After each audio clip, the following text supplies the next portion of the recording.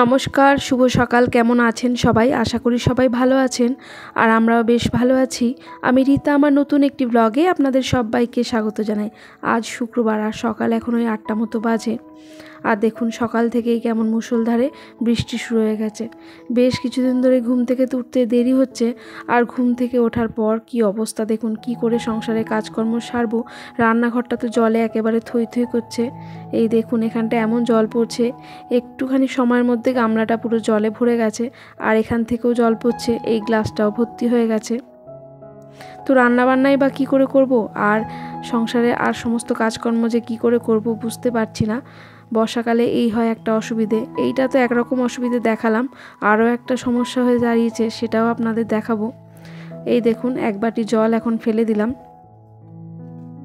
আর ইতিমধ্যে আমার জামাইবাবু এসেছেন বৃষ্টিটা ঠিক শুরু হওয়ার একটু আগে মুহূর্তে। তো ওনাকে যে এক কাপ চা করে দেবো কীভাবে সেটাই বুঝতে পারছি না। যাই হোক, ওভেনটা বেশ খানিকটা টেনে নিয়ে এসেছি। তো দেখি এই সামনেটুকুনি ওভেনটা একটু মুছে নিয়ে তারপরে ওনাকে এক কাপ একটু চা করে দেবো। চায়ের দুধটাও ফুরিয়ে গিয়েছে, তো এখন যে বাজার থেকে একটা প্যাকেট চায়ের দুধ নিয়ে আসবো সেটাও সম্ভব নয়, কারণ প্রচণ্ড পরিমাণে বৃষ্টি পড়ছে। তো এক কাপ লিকার চাই আগে বানিয়ে দিই। আর এখানে সকাল সকাল হাজব্যান্ড উঠে ভাতটা বসিয়ে দিয়েছিল কাজে বেরোবে বলে খেয়ে দে, কিন্তু এত বৃষ্টির মধ্যে কাজেও বেরোতে পারছে না। যতক্ষণ না বৃষ্টিটা একটু ধরবে ততক্ষণ বেরোতেও পারবে না। চলুন আগে জামাইবাবুকে এক কাপ চা করে দিই। আর এই দেখুন এরই মধ্যে আরও এক গামলা জল ভর্তি হয়ে গেছে, তো আবারও ফেলে দিলাম। জানি না বৃষ্টিটা কতক্ষণ হবে, তো বৃষ্টিটা ঠিকঠাকভাবে একটু না ধরলে আজকে রান্না করতেও খুব অসুবিধে হয়ে যাবে। আমাদের মতো মধ্যবিত্ত ঘরে এই বর্ষাকালটা না অনেকটাই অসুবিধাজনক। বর্ষা দেখুন না আসলেও চলবে না, চাষিদের চাষবাসেরও অসুবিধে হবে। আবার আমাদের মতো কিছু মানুষ আছে তাদের পক্ষে অনেক রকম অসুবিধে, যাদের মানে দিন আনা দিন খাওয়ার ব্যাপার রয়েছে, রুজি রোজগার, প্রতিদিনই যাদের কাজে বেরোতে হয়, তাদের কত রকম সমস্যা বলুন তো। অত্যাধিক মাত্রায় বৃষ্টি হলে তাদের কাজকর্মেরও নানা রকম সমস্যা হয়। আবার ঘরে দেখুন ভাঙা টালি বা ভাঙা টিন যদি থাকে তাহলেও ঘরে জল পড়তে থাকবে। আবার মাটির ঘর হলে রুই হবে, পিঁপড়ে হবে, নানা রকম সমস্যা। এই দেখুন না, এবার রান্নাঘরটা একটু ভালো করে একটা শুকনো কাপড় দিয়ে জলটাকে ভালো করে চিপড়ে চিপড়ে তুলে তারপরে পরিষ্কার করে মুছে নিচ্ছি, কারণ বৃষ্টিটা এখন একটু ধরেছে, তাও টুপটুপ করে জল পড়ছে। ওই যে বুঝতেই পারছেন জানলার ঠিক ওই ওপরটা দিয়ে ওখানে টালিটা না হনুমানে লাফঝাপ করার ফলে ওপরে একটা প্লাস্টিক দেওয়া ছিল, সেটাও হয়তো সরে গেছে আর হয়তো আবার কোনো টালি ভেঙে পড়েছে। কারণ কিছুদিন আগে হাজব্যান্ড ওই জায়গাটা ঠিক করে দিয়েছিল, কারণ তখনও একদম মানে ঝপঝপ করে বৃষ্টির জল ওখান থেকে পড়ছিল। তো যাই হোক, বৃষ্টিটা একটু ধরেছে আর এরই মধ্যে আমি বাকি রান্নাটা এখন করে নেব। তো হাজব্যান্ড কাজে বেরোবে এখন, তো বললে একটু ওল সেদ্ধ করে দাও, তো সেই জন্য এখন ওলটাকে প্রেশার কুকারে দিয়ে একটু সেদ্ধ করে নেব। আর তার প্রচণ্ড পরিমাণে খিদে পেয়ে গিয়েছে বলে আমাদের পাশের বাড়ি থেকে মানে সোনার এক জেঠিমা দিয়ে গিয়েছিল কাঁঠাল। তো কাঁঠালটা খুব ভালো রয়েছে, বেশ খাজা কাঁঠাল। তো তার অতিরিক্ত খিদে পাওয়ার জন্য সে আর সহ্য করতে পারছে না, তাই ওই কাঁঠাল খেতেই শুরু করে দিয়েছে খালি পেটে।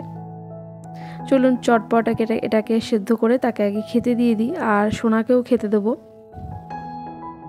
আর এখন কিন্তু বেলা অনেকটাই হয়ে গিয়েছে, প্রায় 10টা বেজে গিয়েছে। তো এরই মধ্যে হাজব্যান্ড বাজার থেকেও ঘুরে এসছে আর কিছু বাজারও করে নিয়ে এসছে। যাই হোক, ওদিকে ওলটাকে সেদ্ধ বসিয়ে দিয়ে এখন এখানে কয়েকটা পটল ভেজে নিচ্ছি আর আলু সেদ্ধ দেওয়া আছে ভাতে। তো ওল সেদ্ধ, আলু ভাতে আর এই পটল ভাজা দিয়ে ওদের সকালের খাবারটা দিয়ে দেবো। ওখানে পটল ভাজাটা ততক্ষণে হতে থাক আর এখানে আমি থালায় ভাতটা বেড়ে নিচ্ছি। আর এরই মধ্যে আমি কিন্তু সংসারের বেশ কিছু বাসি কাজকর্ম সেরে নিয়েছি অফ ক্যামেরাতে। বাসনটা গতকাল রাতে মাজা ছিল বলে তাই সকালবেলা এখন মাজতে হয়নি, তবে এই যে এই খাওয়া দাওয়া হচ্ছে এরপরে আবারও কিছু বাসন জমে যাবে। তাহলে চলুন ওদের খাবারটা দিতে দিতে দু একজন বন্ধুর কমেন্টের একটু রিপ্লাই দিয়ে দিই।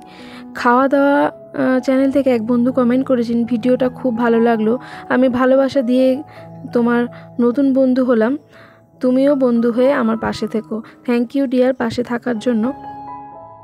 আমার এক বোন পূজা কমেন্ট করেছে, দিদি তোমার বাড়ির সামনের পরিবেশটা এত সুন্দর, খুব ভালো লাগে।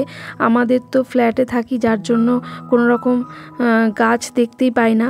সত্যি হাউসওয়াইফদের সকালটা এত পরিমাণে কাজ থাকে যে যেন দম ফেলার সময় থাকে না। একেবারে ঠিক বলেছো। আর সত্যি কথা বলতে কি, আমাদের বাড়ির সামনেটা সত্যি অনেক গাছপালা, কিন্তু বর্ষাকালে কি হয়, এইসব গাছপালাগুলো এত তাড়াতাড়ি বেড়ে যায়, মনে হয় যেন বাড়িটা বন হয়ে গ্রাস করতে আসছে। সে আরও বলেছে যে হাজবেন্ড মেয়ে বা বেরিয়ে যাওয়ার পর কিছুক্ষণ নিজের মতো করে সময় কাটাই, তারপরে বাদবাকি কাজকর্ম করি। আর ঠিকই বলেছ, যখন বাড়িটা ফাঁকা হয়ে যায় তখন মনে হয় কি নিজের মতো একটু সময় কাটাই, আর কাজকর্মগুলো অনেক তাড়াতাড়ি হয়ে যায়। আর সত্যি তোমাদের দাদাভাই আমাকে বাড়ি থাকলে অনেক কাজে কাজে হেল্প করে দেয়, নইলে না একা করে ওঠা একটু এক সময় খুব অসুবিধে হয়ে পড়ে। আর এরই মধ্যে সোনার এবং হাজব্যান্ডের দুজনেরই খাওয়া হয়ে গেছে, আর এখন একটু কাজে বেরিয়ে যাচ্ছে। তো কিছু একটা ভুলে গেছে, তো সেটাই তাকে হাতে হাতে দিয়ে দিলাম। চলুন ঘরটা গোছাতে গোছাতে আরও 2-1 বন্ধুর কমেন্ট পড়ে নিই। এর আগের একটা ব্লগ দেখে অসীমা দিদিভাই বলেছেন যে রিতার ডিম কারিটা দারুণ হয়েছে, খেতে ইচ্ছে করছে, একদিন তোমার হাতের ডিম কারি রান্না করে খাওয়াবো। দিদিভাই, আমার খুব সৌভাগ্য হবে যেদিন তোমাকে আমি ডিম কারি করে খাওয়াতে পারবো, চলে এসো। আমার এক বোন স্নেহা বলেছে, দিদিভাই তোমার ভিউজটা আগের থেকে অনেক কমে গেছে, তবে হাল ছেড়ো না, এইভাবেই দাও, দেবে আবার, দেখবে একদিন আবার ঠিক হয়ে যাবে। তোমার ব্লগগুলো যে আবার পাবো ভাবতেই পারিনি, ভীষণ খুশি আমি। সত্যি আমিও খুশি, মানে আমারও ভীষণ ভালো লাগে যখন আমি ব্লগ বানাই, এডিট করি সমস্ত কাজবাজের মধ্যেও। কিন্তু ওই যে বললাম, নিয়মিত আর ঠিক সময় আর ঠিক রেগুলার মেনটেন করে আমি না মানে দিতে পারি না। এক সময় মানে বিভিন্ন রকম সমস্যার কারণে ডিউ হয়ে যায়, তো আমারও খুব খারাপ লাগে। যাই হোক, আবারও শুরু করলাম, আর সবসময় তোমাদের এই ভালোবাসাটাই রেখো। তুমি একদিন চা বানানোটা দেখতে চেয়েছিলে, অবশ্যই দেখাবো। আসলে কি বলো তো, আমি চা করব কি, সকালবেলা আমি কাজকর্ম সারতে সারতে বাইরের কাজগুলো আমার হাজব্যান্ড চা করে বসে থাকে, ওই জন্য আর দেখানো হয়ে ওঠে না। আর তার তো কোনো কিছু মানে আস্তে ধীরে নয়, একদম তড়িঘড়ি কাজ করে ফেলে। আমি ক্যামেরাটা ধরবো কি, তার আগে তার কাজ হয়ে যায়। এই যা, তবে অবশ্যই দেখাবো নেক্সট ব্লগে, ঠিক আছে। আর এই দেখো, কথা বলতে বলতে এদিকে আমার বিছানাটা গুছানো হয়ে গেছে, আর সোনাকে একটু পড়াতে বসিয়েছি। পড়াতে বসাবো কি, পাতার পর পাতা উল্টেই যাচ্ছে, দেখে শুনে খুব রাগ হলো। আমি বললাম দূর, যা করছিস কর, আমি ওদিকে কাজকর্মগুলো সেরে নিই। তাই ওকে একার মতো একটু ছেড়ে দিয়ে গেলাম, আর এখন আমি ঘরটা ঝাড় দিতে চলে এসেছি। এর আগেও একবার ঘর ঝাড় দিয়েছি, কিন্তু এখানে বসে হাজব্যান্ড কিছু কাজ করছিল। আসলে বর্ষার সময় না আমাদের এই বারান্দাটা দিয়ে ভীষণ জল পড়ে, তো সেই কারণে ঘরে বসেই কাজকর্মগুলো করছিল। আর আমি কোনো রকমে বাসি রান্নাঘর বা বারান্দা যাই বলুন না কেন আমি মুছে নিয়েছি। তো এই কোনায় সেভাবে ওই সময় তাড়াহুড়ো করে আর দেখা হয়নি। আর দেখি কি পরিমাণে মাটি এই ভেতরে ভেতরে তুলে রেখেছে পিঁপড়েতে, শুধু এখানেই নয়, আরও সামনেতে সেই প্রচুর পরিমাণে মাটি তুলে রেখেছে। আসলে এই যে মেঝেটা অনেক পুরনো, তো সাইডে দেয়ালের পাশ দিয়ে ফেটে ফেটেও গেছে, আর সেখান থেকেই পিঁপড়েতে একদম এইভাবে লাইন করে ওখানে গর্ত করেছে, আর সেখান থেকে এই প্রচুর পরিমাণে মাটি তুলছে। তো ভাবছি ঝটপট করে কাজগুলো সেরে নেবো, বর্ষাকালে যত তাড়াতাড়ি কাজ বাইরে সারা যায় ততই ভালো। তারপরে উঠে একটু ঘরের কাজ বা নিজস্ব কোনো কাজ করব। আর এই দেখুন কীভাবে কাজ বাড়িয়ে রেখেছে। তো এই মাটিগুলো এখন ফেলবো কি, মানে বড় বড় লাল লাল মাথা ফুলে পিঁপড়ে কামড়ে দিচ্ছে, তাই এদের আগে ঝটপট করে বাইরে বার করে দিই, তারপরে একটা কিছু ব্যবস্থা করব যাতে এখানে আর এখন বাসা না করতে পারে। তবে পিঁপড়ে মারা যে ওষুধ আছে সেটাও এখন ঘরে নেই, তাই আপাতত ভাবছি একটু কেরোসিন তেল দিয়ে দেবো, তাহলে কিছুটা অন্তত সময়ের জন্য এরা একটু দমে থাকবে। তো দেখুন বন্ধুরা কি পরিমাণে মাটি তুলেছে, আমার হাতে পায়ে কামড়ে দিচ্ছে, আর এত জ্বালা করছে কি বলবো। তো এই যে এতটা মাটি তুলে এখন এই যে বাইরে ফেলে দিচ্ছি, আর তারপরে ওখানে দিয়ে দেবো দেখি কেরোসিন তেল। আর এটা প্রতি বছরই এরকম হয়ে থাকে, কারণ যতদিন না এই বারান্দাটা ঠিক করতে পারবো ততদিন ওই টালি দিয়ে জল পড়াও কমবে না, আর এরকম পিঁপড়েতে মাটি তোলাও কমবে না। জানি না কতদিনে সেটা হবে। যাই হোক, এখন আপাতত একটু কেরোসিন তেল দিয়ে এদের দমন করার চেষ্টা করি। তবে এটা বেশিক্ষণের জন্য নয়, হয়তো আজ বা কাল বা 2-3 দিন হয়তো এরকম থাকবে, তারপরে আবার কিন্তু এখান থেকে এরা মাটি তুলবে। তো ভাবছি পিঁপড়ে মারা যে ওষুধ আছে তো সেগুলো একটু দিয়ে দেবো, তবে আজ আর সেটা হবে না। এখন এই যে কেরোসিন তেল দিয়ে পুরো গর্তটার মধ্যে এরকম ঢেলে ঢেলে গর্তর মধ্যে দিয়ে দিচ্ছি। আবার এরই মধ্যে কোথাও কোথাও রুইও ধরেছে, কত যে বই খাতা নষ্ট করেছে আমার তার কোনো ঠিক ঠিকানা নেই। এমনকি এই রুই ধরে প্রচুর জামা কাপড়ও নষ্ট করে দিয়েছে আমাদের। তাই বর্ষাকালটা আমাদের কাছে খুব একটা আনন্দের নয়। আর আজকে হাজবেন্ড বাজার থেকে মাছ নিয়ে এসেছিলো, কারণ সোনা আবদার করেছিল। তাই চলুন মাছটা এবার তাহলে ধুয়ে নিই। আজকে মাছ দিয়ে আর আলু পটল দিয়ে একটা ঝোল করব, ওই একটা তরকারিই করব, কারণ এই সমস্ত কিছু পরিষ্কার পরিচ্ছন্ন করতে করতে আমার বেলা অনেকটাই হয়ে গিয়েছে। আর এই যে সকালের খাওয়া বাসনগুলো পড়ে আছে। তো মাছটা ধুয়ে নিয়ে এসেছি আর নুন হলুদ মাখিয়ে নিয়েছি। এবার মাছগুলো সব ভেজে নিচ্ছি। এছাড়া শাকও এনেছিল, তবে শাকটা আজকে আর রান্না করব না। আজকে শুধু ওই আলু পটল দিয়ে মাছের ঝোলটাই করব। আর নিয়ে এসেছিলো বেশ কিছুটা পরিমাণে আলু। তো আলু তো বাইরে দেখলেন ধুয়ে রেখেছে, কারণ আলুর মধ্যে কেমন একটা লাল লাল গুঁড়ো গুঁড়ো মাখানো থাকে। তো ওটা থাকলে না রান্না করার সময় খুবই অসুবিধে হয়। তো আগে থেকে ধুয়ে নিলে বেশ সুবিধা হয়। তো হাজবেন্ড দেখলাম সেটা ধুয়ে বাইরেই আলুগুলো রেখে দিয়েছে জলটা ঝরানোর জন্য। আর এখানে আপনাদের সঙ্গে গল্প করতে করতে একবারের মাছ ভাজা হয়ে গেছে। তো সবগুলোই আজকে একেবারে ভেজে নিচ্ছি। তবে আজকে ওই 3 পিস মতোই রান্না করব, আর বাকিটা রেখে দেবো। মধ্যবিত্তের সংসারে অনেক কিছুই বুঝে শুনে হিসেব করে চলতে হয়, যাতে আগামী দিনের জন্য সেটা কাজে এসে যায়। আগামীকাল যদি কিছু বাজার করতে না পারে, তাহলে ওইটা দিয়ে একটা দিন চলে যাবে, তাই না? যাই হোক, এখানে আপনাদের সঙ্গে গল্প করতে করতে আমি পটলগুলো ভাজা বসিয়ে দিলাম, আর একসঙ্গে আলুটাও ভাজা বসিয়ে দিলাম, কারণ আলাদা করে ভাজার মতন সময় এখন নেই। একসঙ্গেই চাপিয়ে দিলাম, সঙ্গে একটু নুন হলুদও দিয়ে দিলাম। আলু পটলটা এখন হালকা করে একটু ভেজে নেব, আর তারপরে একেবারে প্রেসার কুকারেই দিয়ে দেবো। আলু আর পটলটা হালকা লাল করে ভেজে নিয়েছি। আর এইবার চলুন তাহলে একে প্রেসার কুকারে দিয়ে দেওয়া যাক। আর যেহেতু একটাই তরকারি হবে, তাই একটু ঝোলটা তো বেশি রাখতেই হবে, কারণ ভাত দিয়ে মেখে খেতে গেলে একটু ঝোল তো লাগবেই, তাই না? আর 3 থেকে 4টে সিটি দেব, তবেই হয়ে যাবে। আলু পটলটা সেদ্ধ আমার হয়ে গিয়েছে। আর এখানে এই যে মশলাটা, এর আগের দিন যে মাছের ডিমের একটা তরকারি বানিয়েছিলাম, আপনারা নিশ্চয়ই দেখেছেন। তো সেখানে মশলাটা অনেকটা বেশি হয়ে গেছিলো কষানো, তো আমি বেশ খানিকটা তুলে রেখেছিলাম। তো দেখুন আজকে এইটাই কাজে লেগে যাচ্ছে। আর এই রকম থাকলে যে কী যে সুবিধে হয় রান্না করতে, মনে হয় যেন অনেক তাড়াতাড়ি চটজলদি রান্না হয়ে যাবে। যাই হোক, ওই মশলাটা তো কষানো, তাই জন্য আমার আর বেশিক্ষণ কষাতে হয়নি। অল্প তেল দিয়ে আর একটু নেড়ে চেড়ে নিয়েছি, আর সামান্য পরিমাণে হয়তো একটু মশলা অ্যাড করেছি, কিছু নুন হলুদ। আর এখানে টমেটোটা একটু দিয়ে দিয়েছি, একটা টমেটো, কারণ তরকারির পরিমাণটা তো একটু বেশি, তাই একটা টমেটো গ্রেটারে করে ঘষে দিয়ে দিলাম।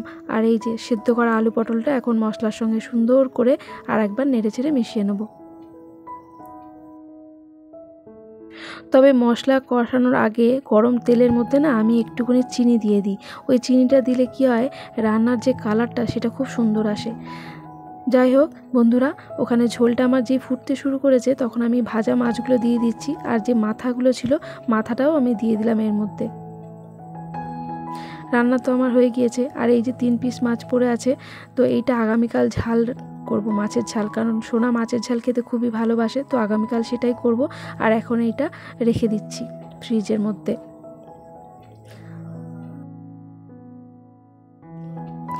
আর এখানে আলু পটল দিয়ে মাছের ঝোলটা আমার একেবারে রেডি হয়ে গেছে। তো ওই সময় গরম মশলাটা দিতে আমি ভুলে গিয়েছিলাম। তো নামানোর পর আমি গরম মশলাটা ওপর থেকে ছড়িয়ে দিয়েছিলাম। আর এই হলো আলু আর পটল দিয়ে মাছের ঝোলের তরকারি। তো এইসব করতে করতে 2টো বেজে গিয়েছিলো। সোনাকে বলেছি তুমি স্নান করে এসো, তোমাকে তাড়াতাড়ি খেতে দিয়ে দিই। আর আজকে তরকারি বলতে তো একটাই, তো ওই জন্য পাতে একটু লেবু দিলাম। আর এই মাছের ঝোলটা না লেবু দিয়ে মেখে খেতে কিন্তু দারুণ লাগে।